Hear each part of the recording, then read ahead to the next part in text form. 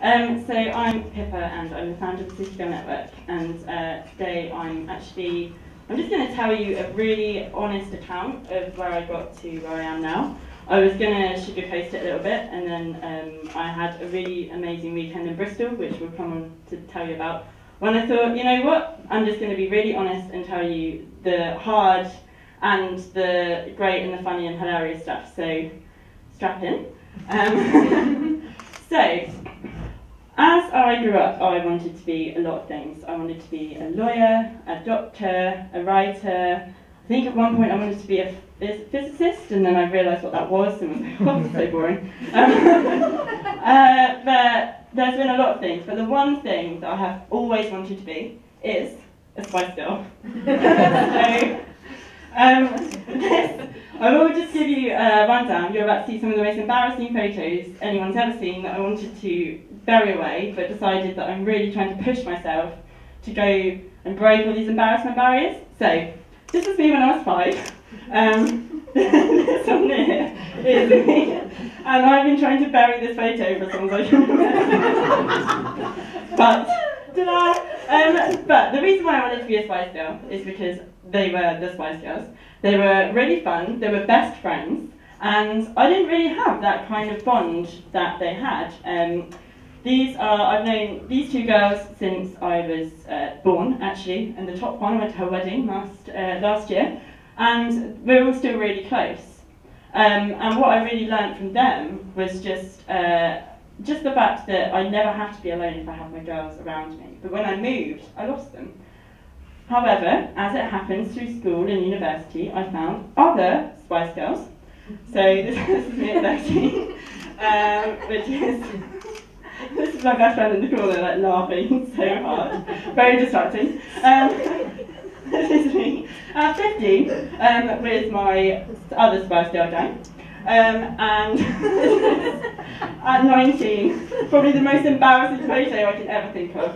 And once again at university. So, growing up, I had all of these amazing girl gangs around me, and I always felt generally very much felt very empowered and mostly very supported. So at times when I was going through a breakup, or just when I was struggling with work, or putting this magazine together that was a nightmare, by the way, they were always there, and there was always someone to talk to. But then I moved to Brighton, and a time when I really felt like I could have had that girl gang again and had that support again, I actually felt really lonely. And it's the first time I'm ever going to say this out loud, but I really suffered from anxiety, and there were times when I couldn't actually leave the house because I felt like I'd basically peaked in high school, and wasn't the sort of creative person that I really felt I could be. I went into therapy for 6 months, and it was a really, really, really difficult time in my life. But one day I was walking on the beach in Brighton, and this is actually me. I did not see myself, but I did see someone that looked a lot like myself, and caught up in my mental health struggles. I actually took a picture of her without permission. I'm sorry. I have a journalism degree, I do that sometimes. And the reason why I took the picture is that I was captivated to know more about her, and just thinking, is she struggling like I'm struggling? Because Brighton's supposed to be this really supportive place, but I am not feeling any of that. I actually did go to BIM Brighton 6 years beforehand, and really felt like it would be the same environment, but the people who make your environment are actually the people around you. So I was walking past this girl here, which I have just redone because the photo I lost, which is really sad, and decided that I was just going to stop wallowing and do something about it and change something. So I took out my phone and I wrote a mission statement, which is: Brighton has the power to be all-encompassing, often drawing you to venture to the Pebble Beach alone. Some days you'll look out to sea celebrating how far you've come, some days you'll be searching for guidance.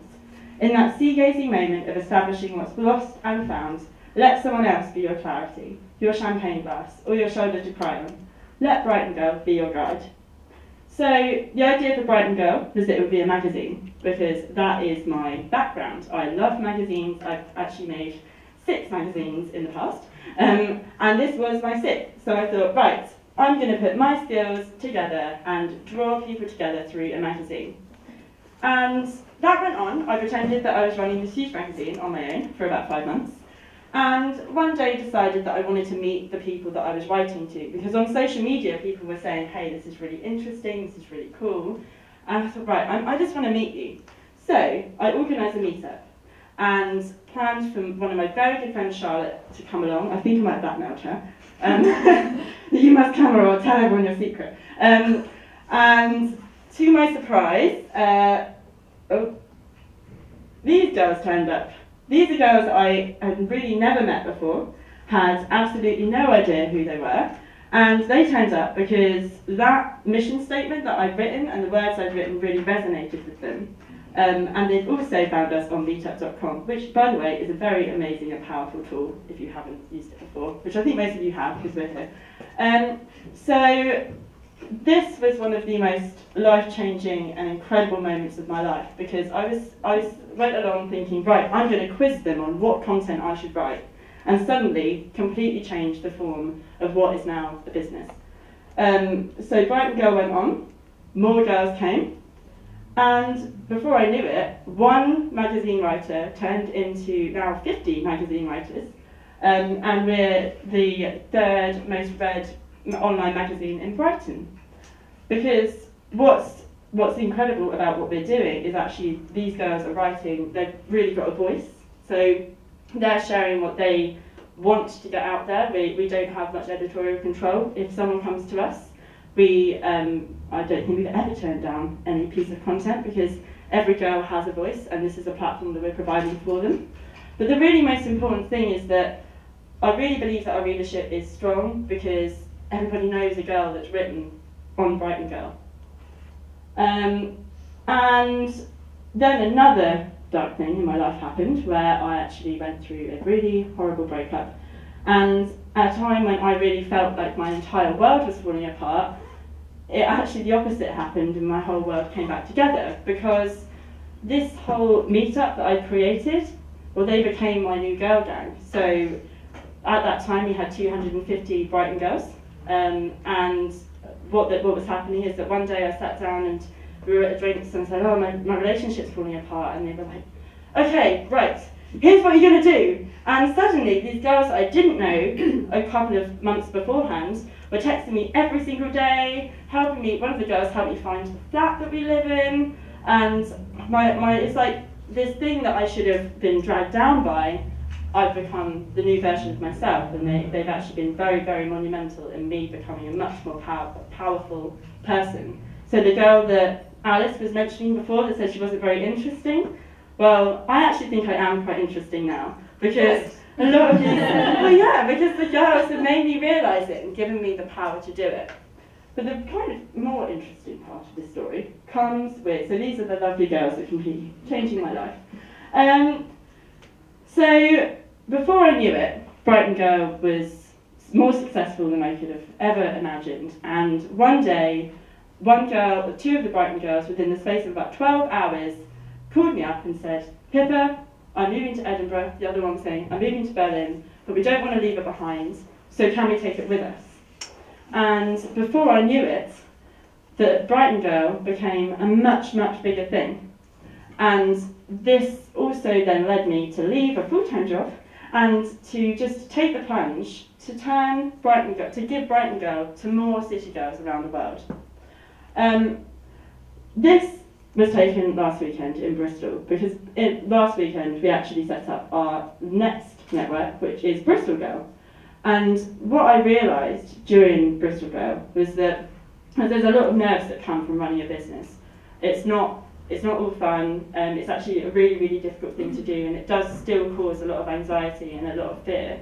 However, I didn't know, I only knew a couple of the Bristol girls in there. The rest of them didn't know each other. They turned up because they really wanted a change in their life, and they really wanted a moment that was empowering, inspiring and supportive, which is exactly what we stand for, and it's exactly what the Spice Girls stand for. really, my dreams of being a Spice Girl has come true, and I've actually turned into the gang leader of the Spice Girls. So I suppose, like, when we talk about belonging, you know, my whole speech was on home, sisterhood, and girl power, and I'm hoping that the rambling has all made sense. But really, the most important thing that I've learned is that home is, for me, where the sea is, but it is also where the girls are. So I don't think that I'm ever going to struggle to find home ever again, because we're about to go to a lot more cities, so that would be great. Our next 2 cities are Manchester and Sheffield, which is coming up very soon. So if anybody knows anyone in Manchester and Sheffield, or Bristol, Edinburgh, or Berlin, then please let me know and tweet me. And any questions that you have. But that's basically my talk, and that's my story. We now have 1,487 city girls in the network, and that's grown ridiculously since just March last year, when we actually set it up in the first place. So thank you very much, Alice, for having me. I hope you've enjoyed my talk.